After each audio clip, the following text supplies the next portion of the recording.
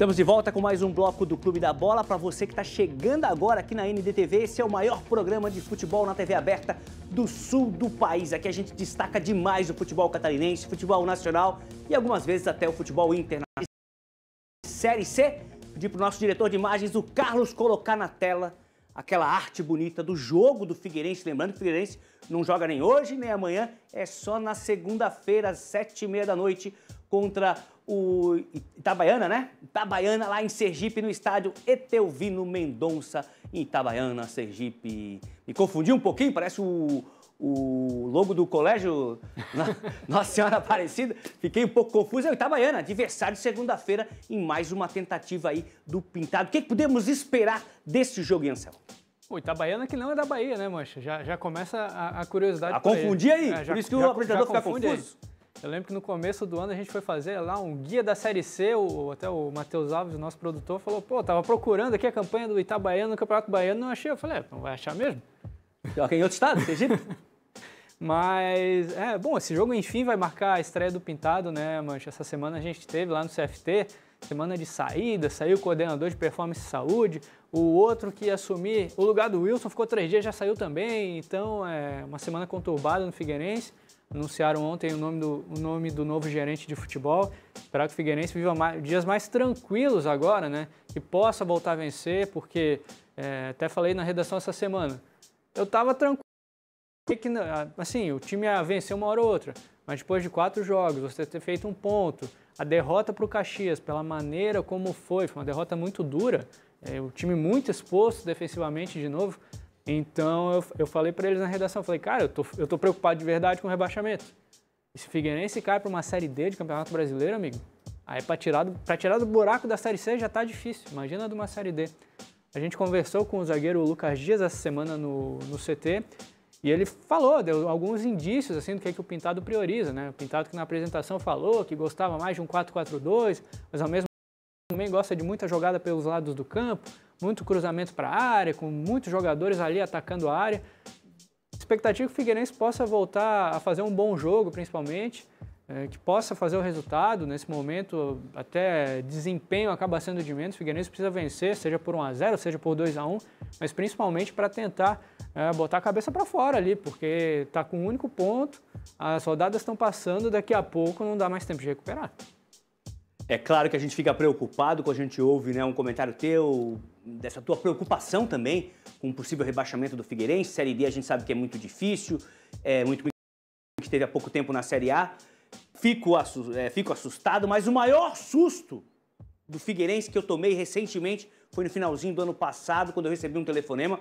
Eu acho que eu contei aqui, mas para quem não pegou essa história, recebi um telefonema logo cedo, estava me arrumando para vir para a emissora, com um amigo dizendo, você sabe que estão derrubando o estádio do Figueirense? Eu levei um susto, falei, cara, como assim? Eu tô aqui, passei de carro, passei de moto, não lembro, tô aqui e vou bater uma foto pra ti, estão derrubando o estádio do Figueirense. Ter uma foto era o ginásio, que fica do lado do Figueirense, eu levei um susto danado, não era o estádio, era o ginásio.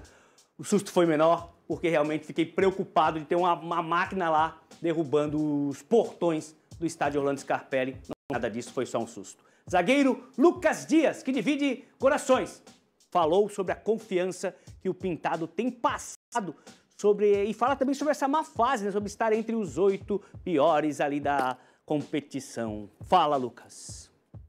Olha, ele tem tentado nos passar, né, uma ideia bem positiva, nos mostrar as coisas boas que a gente está fazendo durante os jogos, que são muitas, né, apesar dos resultados são negativos, por mais mudanças, o clube passando por várias situações, então a gente tem que controlar o campo, né? Nós somos jogadores de futebol, trabalhamos para dar resultado em campo. Para este ano, né, montou um elenco muito ofensivo, então é um time que vai fazer muitos gols. Eu acredito que é uma forma que os adversários já estão nos vendo, então tentando jogar o nosso erro, o que a gente tem que fazer é não errar erros assim fáceis, né? E para não permitir chance de gol, porque a gente está sendo penalizado em todas as oportunidades de gols que os adversários têm, eles estão nos penalizando, infelizmente. Acho que é uma mudança também que o Pintado fez, pensar jogo a jogo, né? Ele já chegou com esse discurso, a gente tem que ver a tabela lá na última rodada da fase de classificação, não agora. Sabemos que o importante é estar entre os 8, não precisa estar em primeiro, segundo, porque tem inúmeros exemplos aí de quem classifica em sétimo e oitavo sobe. Aí, é verdade, tem muitos exemplos, mas tem que chegar lá entre os primeiro para depois ver o que dá, daí é outra competição. Renato Samensati, você que tem uma ligação muito forte também com o futebol da capital, aqui em Florianópolis, durante um tempo. A lanterna, ela preocupa, ela magoa, né? Figueirense já está vivendo aí toda essa confusão nos bastidores, protestos da torcida após essa derrota para o Caxias. Mas o Figueirense está fazendo força para segurar a lanterna, né? Se tem uma cartilha de rebaixamento, o Figueirense está cumprindo, né? Começou com a entrevista do Ambrogini, que foi uma tragédia, né, pro torcedor, né? Falou que o Zé cai 1000% no futebol, que determinado credor tem prioridade dentro do clube, que não deixaram fechar um patrocínio, enfim, saiu atirando. Aí, bom, o cara saiu magoado, as coisas que ele falou não é verdade, o torcedor, o mais positivo, pensado assim. Aí, vamos lá. Vem o Wilson, que tinha falado anteriormente que o José Carlos Lage tinha zero interferência no departamento de futebol, pede demissão depois dessa declaração, depois ele deu uma entrevista coletiva lá, explicou e tudo mais. Aí a gente fala daqui, fala dali, aí você vai aos fatos. O Figueirense contratou o Pintado. Quem contratou o Pintado? Quem contratou o Pintado foi o Zé Carlos Lage, o filho, enfim, pouco importa, né? Se foi o pai ou se foi o filho. Mostra a ligação direta, ou seja, que o Ambrogini estava... Então, se ele falou a verdade em um ponto, por que ele mentiu no resto? Eu sou obrigado a chegar à conclusão que ele falou a verdade em todos os pontos.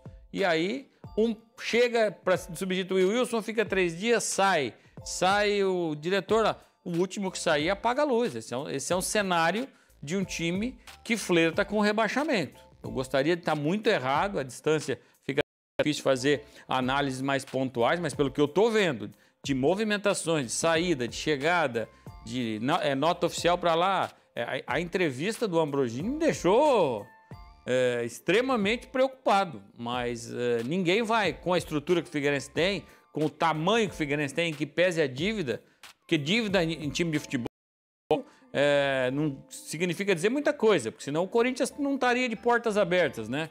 Aumentou sua dívida em um ano em 700 milhões.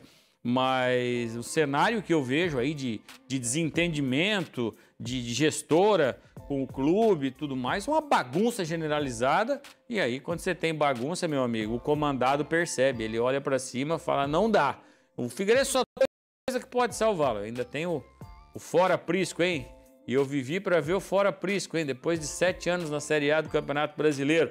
Então, se esse aí que aparece pedindo fora Prisco, que é o torcedor do Figueirense, não abraçar o time e falar, nós vamos pelo menos não ser rebaixados para a Série D do Campeonato Brasileiro, esse aí, se ele abraçar o time, eu acho que o Figueirense tem alguma chance. Caso contrário, meu amigo, vai ser mais um ano de terror para o torcedor do Figueirense.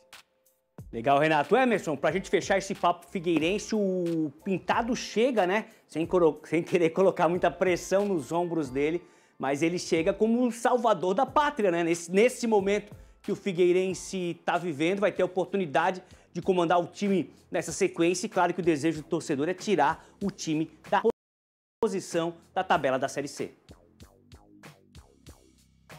Sem dúvida, sempre é uma motivação maior quando chega uma nova comissão técnica, um treinador, um comandante de personalidade como o Pintado. Mas se o elenco não ajudar, se não tiver qualidade e se esses problemas fora de campo persistirem, aí não adianta, contamina dentro de campo, no dia a dia, no treinamento, na hora do jogo, ambiente carregado assim, cheio de picuinhas, cheio de contradições, cheio de verdades e inverdades, isso realmente reflete de alguma forma. Mas o problema, eu lembro do Campeonato Estadual, nós aqui mesmo no Clube da Bola, falando sobre a projeção de cada time, havia uma certa expectativa positiva, mas muita gente também ficou com o pé atrás, porque olhando o elenco de fato para disputar esse campeonato, que é duro, é um difícil Série C, o Figueirense precisaria de muito recurso. E está vendo aí que é só início do campeonato, mas mostrando as habituais dificuldades que o Figueirense não tem um time qualificado para brigar. Se manter do jeito que está, que já está de bom tamanho, porque se cair realmente para a Série D, aí de fato fica bem difícil, bem complicado. Só para lembrar, eu acho que isso não vai acontecer no Figueirense, no Orlando Scarpelli, mas aqui o Beck, na questão da cartilha, de rebaixamento, de fechamento, aqui o time Blumenau, o original, ele faliu, e o Aderbal Ramos da Silva, que era considerado o seu maior patrimônio físico, ele é derrubado, não existe mais o estádio Alameda de Caxias, aqui bem no centro da cidade. Ele foi simplesmente derrubado e hoje passa uma rua aqui no centro. Mas só para fazer um comparativo, eu acho que não vai acontecer isso com o Figueirense, mas é bom sempre ficar desconfiado. Tá certo, Emerson. Pedir para o nosso colocar a tabela da Série C para a gente dar uma olhadinha no que a gente comentou aqui, né?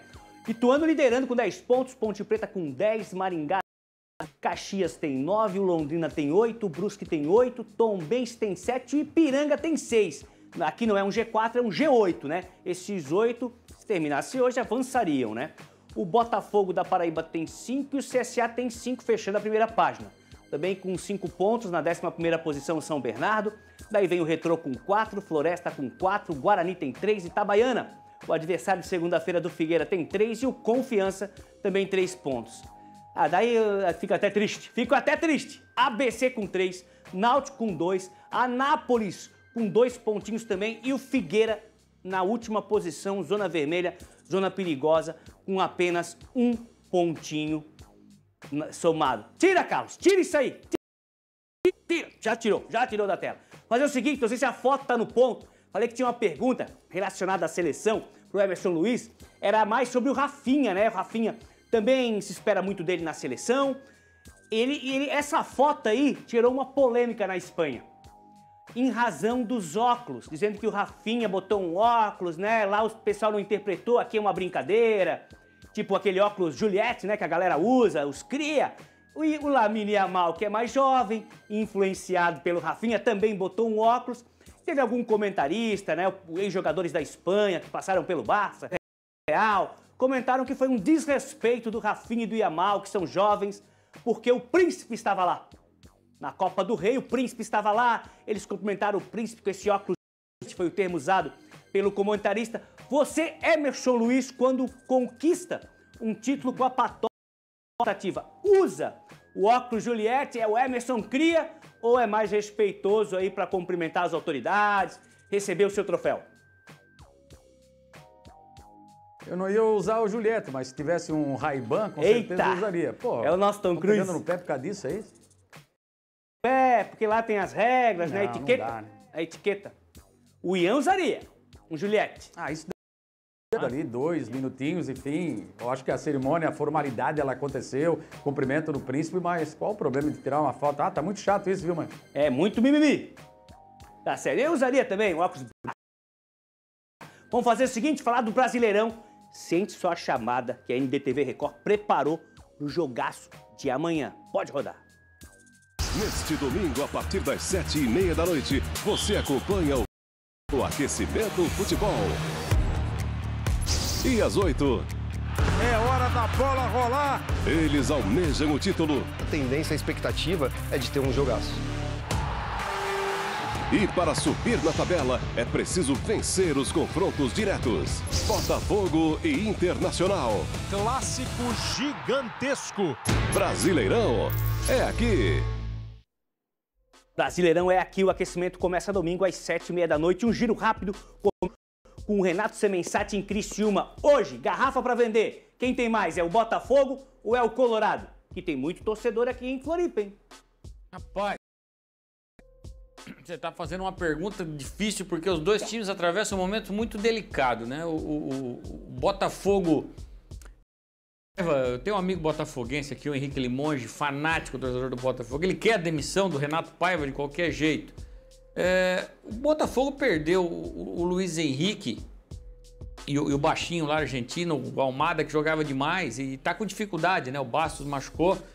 Mas eu acho que pelo momento do Internacional, que vem daquele jogo muito ruim contra o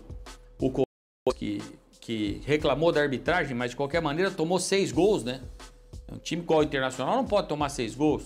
E depois o Colômbia também jogou muito mal, tomou mais 3. Eu dou um leve favoritismo ao Botafogo, mas não vejo um Botafogo esse ano brigando por campeão de tudo como o ano passado, não. Principalmente pela perda desses 2 jogadores que eu frisei. Mas tem o Igor Jesus, tem um bom time, né? O Bastos voltando ali na defesa, quando voltar vai acertar o setor defensivo, 2 bons laterais. Eu acho que o cenário de hoje é favorável ao Botafogo pelo o momento ruim que o Internacional vem vivendo recente, machucou o Valência, tá fora do jogo também. Então são problemas aí. Eu aposto seco no Botafogo, Marcelo. Legal, vamos ver o palpitômetro, que daí eu já vou captar a ideia de Ansel antes da pergunta e também de Emerson. Vou colocar na tela. Palpitômetro, o Ian vai de empate, 1-1.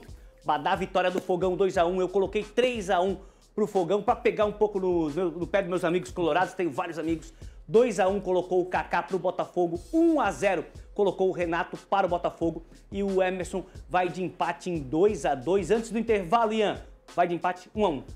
Vou de empate, Mancha. Eu acho que esse momento de oscilação do Inter na temporada é natural, porque até estava fazendo uma reflexão rapidinho esses dias de que, incrível como no futebol brasileiro, é impossível curtir o momento. É tanto jogo, é jogo em cima de jogo, jogo em cima de jogo. O time joga 3 vezes na semana, que não tem mais o melhor time do país, é o melhor time da semana, né?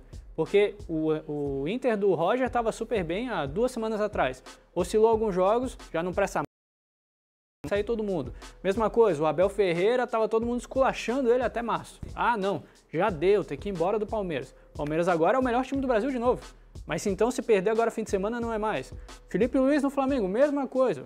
Há 10 dias atrás fez 4-0 no Corinthians, deu uma roda no Corinthians. 2 jogos sem vencer. Não presta mais, tem que mandar embora. Assim, acho que é uma loucura assim, o que a gente vive no futebol brasileiro e que precisa ser repensado. E até refletindo sobre esse momento do Inter. O time vai oscilar, gente. É muitos jogos, são 70 jogos no ano, o time vai oscilar. Então acho que é um momento de calma e se tivesse que apostar, até pelo momento que o próprio Botafogo vive, é um empatezinho, Mancha. Emerson Luiz, para eu não te deixar de fora, você tem 30 segundos antes do intervalo para dar a sua opinião. Acho que está muito igual. O Inter começou tão bem, foi tão bem destacado pela gente aqui no Clube da Bola, começou a cair. O Ian lembrou bem essa questão do jogo, dessa maratona. O Botafogo começou mal, começou a crescer, sente ainda a falta de jogadores importantes, gastou um caminhão, mas ainda não tem a mesma qualidade daqueles que saíram. Mas eu acho muito equilíbrio, empate, 2-2. Tá certo, já pro intervalo, volta com as considerações finais, hora do abraço e o resultado da nossa enquete. É rapidinho.